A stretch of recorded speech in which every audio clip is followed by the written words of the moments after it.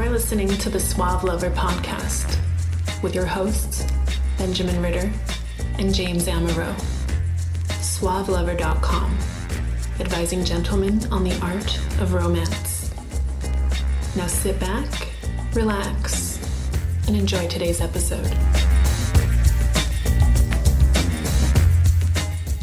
I love how we have such different perspectives on approaches because we're in such different places at the moment. Yeah. And I think we've evolved. Yeah, we've evolved so differently. Because presumably there are patterns, and then there are other parts that are just swag. I mean, you got a way of doing, I got a way of doing. Tonight I'm going to meet the prettiest girl at the Empty Bottle who will be a straight up 6.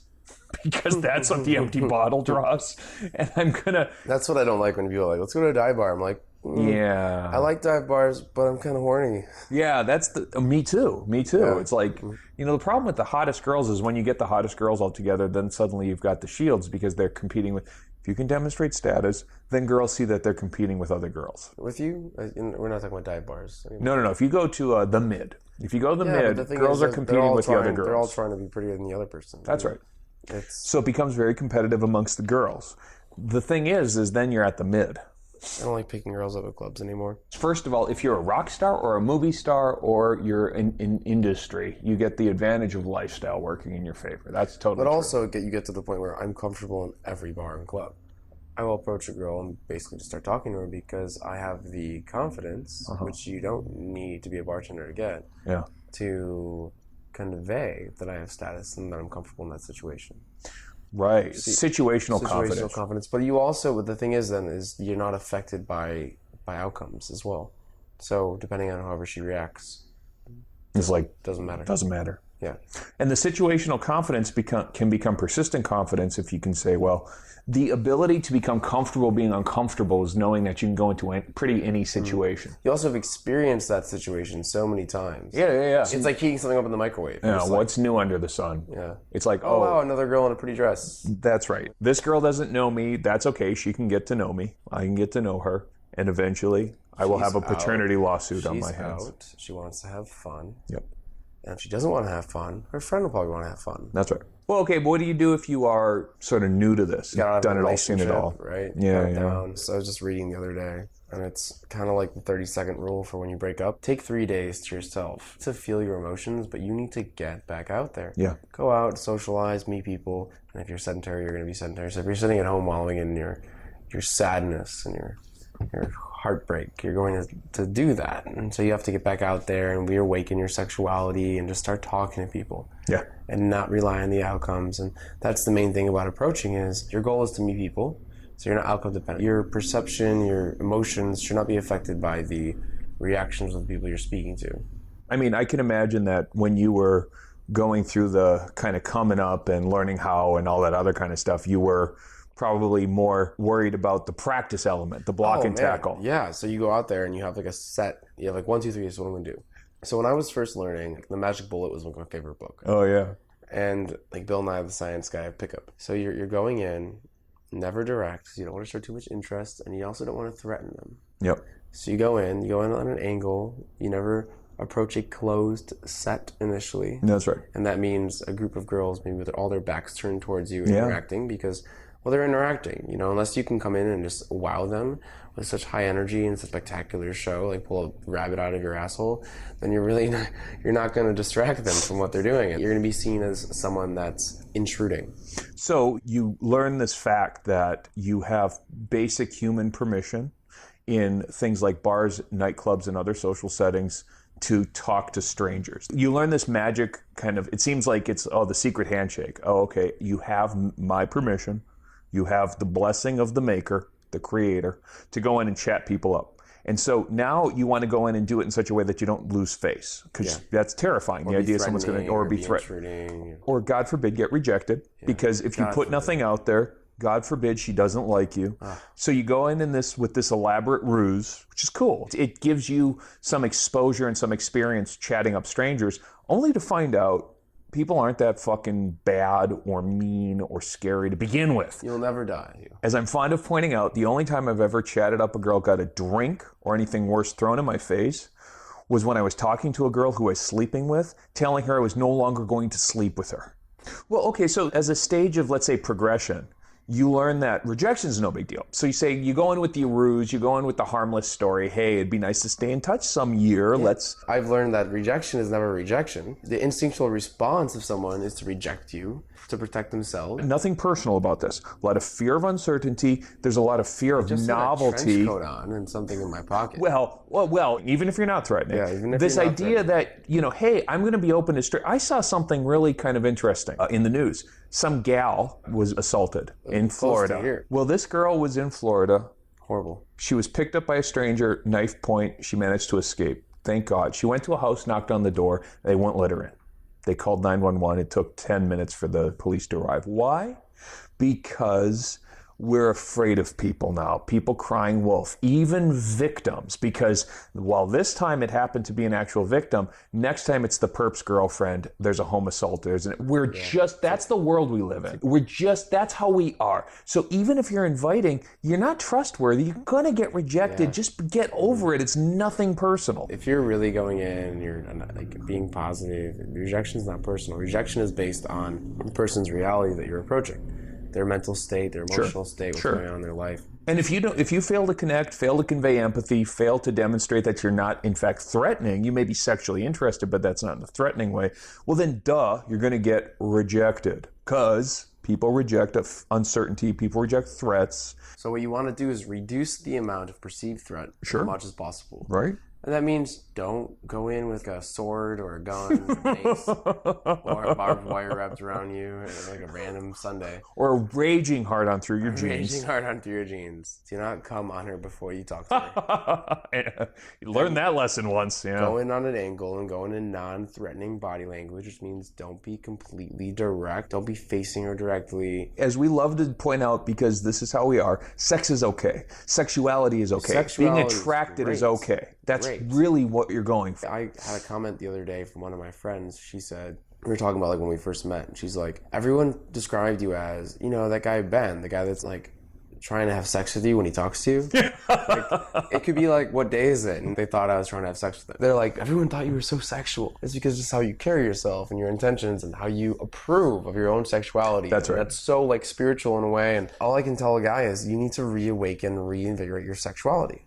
You need to always be sexual. You need to always think about sex. Always see everyone as beautiful as a sexual object. And I don't really know how else to describe that as how you have to be as a man, walking around. I mean, that's hard because what are the prerequisites? Go chat up some girls, deal with the fact that you got a dick, deal with your own insecurities, deal with whatever, but you don't got to wait to start dealing with that. But until you do, your approaches are going to seem mechanical. They're going to seem defensive and guarded. Your interactions with folks, because here's what it comes down to. Let's assume that you are the kind of guy who likes having a girlfriend or likes having a girl or girls in his life. And the way that you met your last couple of girlfriends has been by accident. You met them in class, a girl approached you, you have no control. All right, now you want to take control of this. The first thing you think is, well, this is wonderful. I've learned this magic code. I can chat up girls. This is amazing. I will tell them things that appeal to them about their rings or their palms and I've done all this stuff. And what you're trying to do is ensure that she doesn't get the feeling that you're sexually interested in her, because that's what you think is threatening. You're not conveying attraction. You're always conveying sexuality. There's a difference between sexual interest and sexuality. And that's what I try to teach men. And it's really hard to show them that. Going to someone and being like, be positive with your energy. You know what I mean? That's basically what you're saying is be sexual with your energy. Yeah. Like, how do you do that? Well, think sexually. That's all I really can say, is because your thoughts control how you convey yourself. What if you don't think you're entitled to sex? What if you got bad self-image problems? Every single man is entitled to sex. Yes. Every single woman is entitled to sex. Maybe not with the person that's standing in front of them. Maybe they have to get some consent. But yes, every man, every woman who wants it, entitled to fucking sex. And just the fact that people can perceive that from you makes them want to have sex with you. Or more likely, why does this guy think that he's worth having sex with? Wow, he must be worth having sex with. You know what? Here's the thing. I think it's a whole lot more like the cat. Cat butt sniffs. Cat goes through a mating dance. Cat is attracted to some and not attracted to others. Do you remember the other day where that crazy cougar, and she was the married cougar, said, "I love your hair, but you, Mr. Faceboy Handsome in the bar." Yeah, the bar. What the hell? That was the most... And the reason is because sometimes Miss Calico Cat just wants a nasty black and white Tom. How to Start a Kinky Relationship by James Amaro is the definitive guide to successful alternative romantic relationships. The book has been called 50 Shades of Grey for real people. Educational, informative, and irreverent, this book has something to offer anyone who is curious and sexually adventurous. Get your copy of How to Start a Kinky Relationship by James Amaro at Amazon.com or in select bookstores today.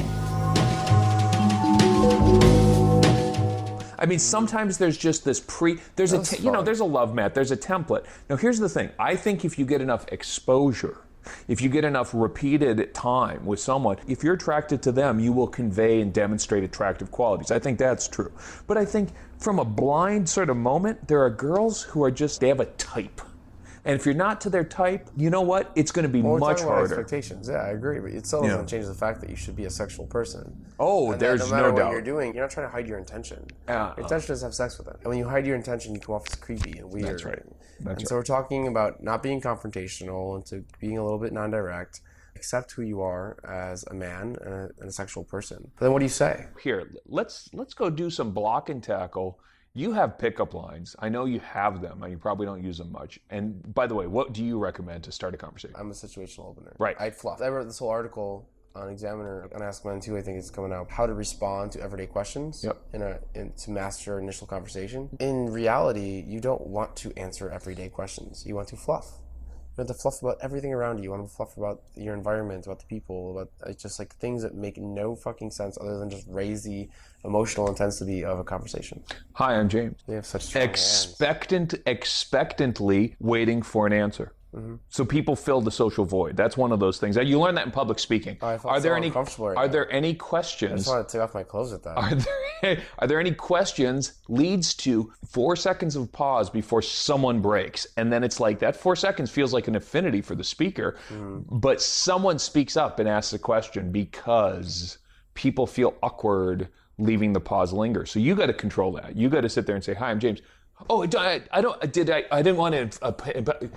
Then all of a sudden you fucked up. As soon as you're trying to fill in and explain it, leads to an expectation. That's great. But I like the fucked up pickup lines, anti-pickup lines, because it's funny. And it's funny to me. And if you can convey whatever your enthusiasm is, if you're interested in fucking Dungeons and Dragons, man, I ain't, she ain't. But if you convey how much fucking fun you have playing Dungeons and Dragons, she's going to be like, why do I suddenly feel like a 9-sided die would be really cool right now in this conversation? I like being playful, not silly. I like being fun, not funny. But I do like to say shit that's a little absurd because my sarcastic, sarcastic, very sexual. Okay. And those are the mentalities that a first conversation should have. I'll say stuff like, "Do you live around here often?" Which I think is hilarious because it's broken. Okay, so then there's the more elaborate ones. There's things like, if I could rearrange the alphabet, I'd put your sister and I together. Which normally they don't see that one coming. Yeah, or your mom.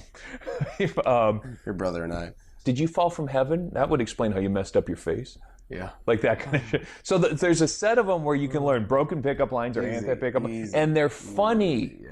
And they're funny. Well, and you know what it says? How do you introduce that? I'll come up, I'll smooth up or I'll roll up with my little drink and I'll put like my hand through my hair. I'll mock smooth. I'll make fun of smooth. I'll be like, "Hey." And I'll do the low voice. I'll say, "Hey, do you live around here often?"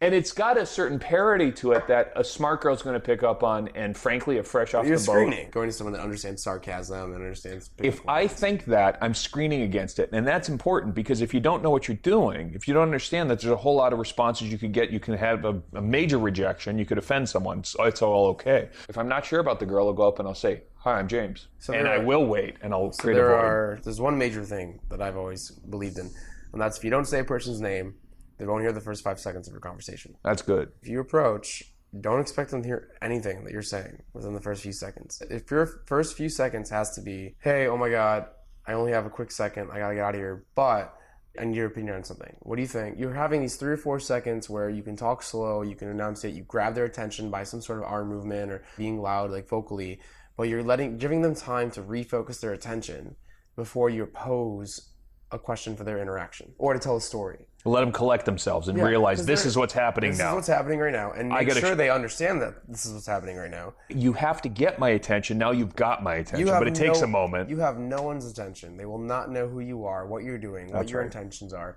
until they can refocus on you. Their first initial reaction is, get the fuck away from me. That's right. Who are you? So you have to survive those first few seconds of get the fuck away from me to have them care about what you're saying. Right. And what you're saying is never anything serious. Unfortunately, difficult, because if you start in with that, I want a relationship. I just got out of a relationship. My next thing will be a relationship. I know that's what you want. But if you go back and look at how you got there, unless you met each other at a PETA or Greenpeace protest, it's very unlikely that it started out in this utterly serious. I mean, you want to be serious? Be serious, sarcastic. Go up and propose to her. That's awesome. Like, get her attention. Be like, I have a really important question to ask you. I've been waiting my entire life to ask this question. No one's been worthy enough of it yet. But for some reason, those dots on your shoes made me know that you were the one. I'm like, bend down on one knee, pull out a fucking straw that you tied together. Will you be my wife? For this evening. For this evening. Or for the next 2 hours. And then give her the ring. She'll be like, really, seriously though, like let's have some fun tonight. Let's act like it's our honeymoon. I bet you will get free shots all night. Take her around, run around, have a good time, play a role, and be anything serious is sarcastic. It's so hard for a nerd, for a guy like me, for a naturally kind of serious, an intellectual, a snobby kind of a person. I want to talk about his soulful experience. Yeah, of course. No, but that's the whole point. Is like, it's when I'm feeling that way. It's when I'm feeling very deep, very contemplative, that I do, in fact, withdraw from the social marketplace. But just so we know, I know when to go back in. I know how to avoid it when it's not going to serve me well. I go out with a purpose, with an agenda, with a strategy half the time. I mean, when I go out, I'm looking for something. I'm looking to meet some people, very mercenary style. If I'm there because of the band, it's whatever. I don't just thrive in nightlife. It gets tiring and I stay up past my bedtime because I'm old. But you like nightlife. Mm-hmm. And that's different. At times. When I first started pickup, it was, I hate going out. Yeah. I need to force myself to go out. I like being at home, honestly. I've gotten to the point where I feel so guilty about being at home that I have to go out. Yeah. I'll go out alone. I've gotten to the point where I force myself and train myself to believe that it's better to go out than to stay home. And that's right. Why I go out. And I do enjoy music. I do enjoy like certain types of music. Oh, sure. When I go out, I make sure that one of two things happens. Either I go out and I use the leaving to, the getting to, or the coming from, or the middle of the interrupt to go out and be out. Because if I'm not organically going out at the end of the day and getting a bunch of beers and stuff like that, if I'm not organically just social, then I'm going to use the fact that I commute to go out. Either that, or I let myself have the freedom of the weekends. Because right now I'm working 9 to 5s, and the weekends are when I can blow off my steam, and I take advantage of it. It's really easy to become a regular, to gain a status in a location, as well as for everyone to recognize you. That's right. I remember even before I was in the industry, I went to Debonair every Monday. Yeah. I was a cool guy. I got him for free. I went in. I felt comfortable. I knew at least 5 or 6 people, at least. That's enough. And then you could just bounce off them all night and meet new people and meet their friends and meet strangers. And your strangers, I mean, most of the time, the strangers weren't the people that I would go home with. They were people that I met so I would be able to have a new social circle the next week. That's right. So you're developing this network. And yeah, it's scary sometimes, but I feel like if people are just going out and just learning this, that's almost the best way to tackle it, where I'm going to go out. I'm going to establish myself as someone that goes out and meets people. And so you create this persona of yourself that you maybe weren't having the past few years because you've been in a relationship. Sure. Don't want to be an old man anymore. Been a year or two since I was on the floor. You were saying how you have a goal. And it gets to the point when you approach enough and you have enough experiences that you know what you're looking for. I don't want to take the random girl home, but a lot of people do. And it gets to the point where if you want to take the random girl home, there are 2 pretty distinct times that you can take her home. The witching hour at closing time. Closing time. That's right. Or right before the bar gets busy. That's right. There's people that have been there early. They've had a few drinks. That's right. They're looking to have fun, and they're hitting their peak. It's like 11:30, 12. The worst thing that you can do, your ego has to get this beaten the fuck out of it for life, is pull a girl at 12:30 when she's come in with her friends a half an hour ago and she is there to have fun. That is so ego involved because you got timing, logistics, state all working against you. You think you're the fucking shit. I think I've only done that with the girls I have had sex with. You have got to override her vague notion of what a good time is. And that's why during those times, your point is to make an impression. Even if it's just 2 seconds, you're coming in, giving them high fives, jumping around, you're leaving. Because you're not going to take them home then. It's the wrong time. Wrong time. You can change locations. Yep. Don't be afraid to try, should we say? Because the plenty of times where it's like, we need to get out of here. There's plenty of that, but you got to be braced for, I can't leave. Because for every time she says, yeah, let's get out of here, there's 5 times where another one is like, I can't leave my girl. And these are like the nuts and bolts. So after you get their attention, you lay the opening line down, you have this group of girls or one girl attracted to you. Yeah. What do you have to do? All you got to do is go for the G-spot. When do you go sexual? Always. You were born that way. It's how you are. Always. It's the context of everything you do. You're touching her different erogenous zones. So until you gain her comfort, hitting the main ones are not really acceptable. You can get her to, because you're being threatening. The shoulder, the small of the back of the hand. Block and tackle advice, touch before you talk. If you're going to get her attention, get it by touching her, repositioning her, adjusting her, whatever, before you even open the word. Yep, absolutely. Wait, turn around real quick. Or you're talking to her, like you're like, hold on, I hate this lighting. It makes me look amazing, but you need a little bit. Yeah. Move her to the side. Yeah. So touch before you talk, touch before you get any far. Because otherwise you got that awkward 5 minutes of chatting and you haven't physically crossed the boundary to intimacy. And now it's awkward. Now it's awkward. Now you let it become awkward. Touch before you talk if you can, as soon as possible, if not afterwards. Have you done the thing where you don't know when to make physical contact with a guy? Because you haven't given each other the high fives or the bro thing. And you're really happy with each other. Do you give them a pat on the back yet? Is it too weird? Right? Yeah, right. There's some guys that I play music with. We don't touch each other. There's no touch. Weird. But it's the idea of touch now is weird because it's like, I'm not going to hug you. I'm not going to high five you. That's just not going to be happening. So, and it's because the expectation, the norm sets itself in so darn quickly. But if you demonstrate, yeah, I'm cool with touch, and you hug the girl, you swirl the girl, you reposition her, that's important. Touch before you talk. You're always sexual. Always sexual. Sex is okay. Maybe this girl is going to get the privilege of some of that. When you're approaching a girl, what are you doing? Mindset, fun. She's cute. I want to get to know her. There you have it. Who she is. I'm worth getting to know. I want to get to know her. I want to scream the girl. Can she take my shit? Can she take my shit? Does she have the kind of Not personality? Not like 2 girls, 1 cup, but can she take it? Will she be She got the right energy? Are we compatible? Is she boring me? If she's boring, it may be just me, it may be just her, it may be just not be a click. That's fine. But I'm going in to screen the girl. I have a set of expectations. I have some beliefs about what I think is fun and worthwhile. It's tempting to sort of cut my losses too quickly, right? I'll eject because I'm not finding what it is that I think I'm looking for. And so as a little game, as a little tease game, I'll say, all right, well, I'm going to stick around and chat a girl up if I start talking to her until I find a better option. The Essentials by Benjamin Ritter is your concise manual for life improvement and success with women. The Essentials has been called a straight-to-the-point lesson in the lost art of being a man. Packed with insights, this book will transform the way you think about dating and relationships. Get your copy of The Essentials by Benjamin Ritter at Amazon.com or in select bookstores today.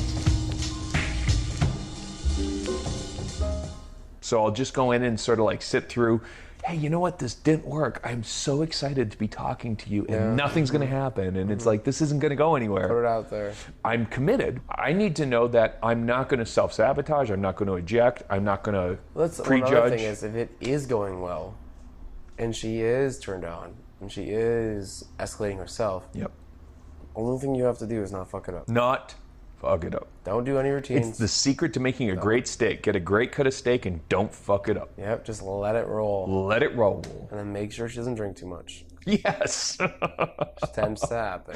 There's that buyer's remorse when she's had too much, and that's right. You kind of manage that. A little is great. So then you want to pull. Yeah. And I think before the pull, you get the number. There's 2 things that you never do at the end of the night. Kiss her and get the number. 2 things that you think come at the end. You do come at the end. you throughout the evening when you're escalating, if you have any idea, if you think that you're interested in this girl You're getting the number by talking about an event that you want to take her to or something specific. That's right. Not just a random, give me your number. Yep. Say this thing on Tuesdays, like also goes on like Fridays. I really want to take you to, like, I hope you're okay with like a little risky situation. Like I'm going to bring ski masks and maybe some water pistols. Don't worry about it. But you're fun. Your future planning. Yeah, that's right. Your future that's planning with that's something right. fun or a specific event that's interesting. Right. You're giving her 2 options Right. and you're getting the number. Right. And you're not asking for her number. You're saying, here, put your Here's number what we're in my doing. phone. That's right. That's what we're doing. Or here, give me your phone. You enter in your name. It's a fun little name. Now, don't stalk me now. Don't look me up on Facebook yet, okay? I have a really bad profile picture. Let me change it. Or something funny about the fact that you're going to be calling her. Expect your phone call, but don't think I'm stalking you, kind of thing. And then the kiss doesn't ever come at the end, unless you're pulling her home. It's awkward when you don't close before you leave. It's awkward if you don't touch before you leave. And so the same thing with the kiss is I'm always pecking. If it's on, if she's ready, if she's bought in, if she's sexualized, I'm going to kiss her neck. I'm going to kiss her cheek. I'm going to kiss her nose. Yeah. I'm going to have fun with it. And be like, here, give me a kiss on the cheek real quick. I got to run. I need a quick kiss so other girls don't try to have sex with me on the way to the bathroom. The first kiss should be on the clitoris, and probably the last kiss for that matter. That was a girl you met last week, right? Clitoris? Dolores? Is that the... Is that a Seinfeld episode? What's my name? Vulva? Yeah, Mulva. Vulva? You know, a good Chicagoan knows the 3 streets in Chicago that rhyme with vagina. Do you know the 3 streets that rhyme with vagina? No. You're close to one. Paulina. Paulina. Mulvina. And Lund. There's a pickup line for you guys in Chicago. Meet a new girl with the intention of meeting people, going out and socializing, but you got all kinds of tools and Check the Adam's apple. The degree. Check the Adam's apple. The degree to which you're cool saying, hey, you know what, I've been sexual before, I'm going to be sexual again. This is not a big deal. Nothing is serious that's happening here. Nothing about sex is mission critical. She has to feel comfortable with you. She has to feel that you're safe. You're attracting, but you're not being creepy. Everything from the beginning of the interaction is, I am not threatening. I'm sexual, but I'm not threatening. There's plenty of technology about the attraction, comfort, and like, I think you're probably as good at this instinctively at this point as I go out of my way to make sure that I'm doing dollops of both. I'm giving some attraction, I'm doing some value construction, and then I'm making some comfort. I'm making some future plan. I'm trying to make sure that we have some connection happening, that we have some purposefulness, if we can find it, that there is something kind of deep, but it's playful deep. There is a time where you can invoke some of her passions and connect with it. Yep. Talk about something that you're really interested in or Yep. that you really like. Get her to respond and tell a story about it after you told a story. Yep. All of a sudden, you have a little bit more comfort. You're a Yep. real person. You become a real person after the initial attraction. You become trustworthy if you give trust, if you reveal, if you self-disclose. So don't be afraid of having whatever your... So in my case, I tend to date younger girls. I am not hung up on age. So if she asks how old I am, I'm going to make a game of it. I'm going to say your dad's age. I'm going to say your granddad's age. I'm going to go through that. But then it's going to be like, I'm older and I'm happy to show her my ID or I don't care. So the age thing is not a factor, but it's part of that sort of don't have secrets is the point. I'm not trying to hide anything. I'm not trying to deceive her in any way. And that's going to establish some trustworthiness, which is an important part of comfort, because trust is what you're going to need for a certain kind of intimacy. Now you can have untrustworthy whatever, but as far as sex, big part of trust is being okay with taking the initiative, knowing that you're going to be safe, knowing that you got protection, knowing that you've done this before, that you're not going to surprise attack the pooper. At least you're going to talk about that one before you go in. Lately, it's been a big deal. It's like guys are really into anal. Are talking about it. It's like really out of nowhere. Slipped in. Usually, some of this stuff gets discussed. It's like porn is a poor substitute for sex education, but it's a really poor substitute for sex. So go and chat up girls. It's summertime, at least in Chicago. I'm in the southern hemisphere. It's winter, so fuck it's summer you. somewhere. Depending. Somewhere there's some bikini-clad women. And if not, go to a bikini-themed party. Or Google bikini porn. I'm sure that's out there. Yeah, print out a life-size poster and just duct tape it to the next woman you see. Chat up on her. You have been listening to the Suave Lover podcast. Visit suavelover.com to become the kind of man that women crave.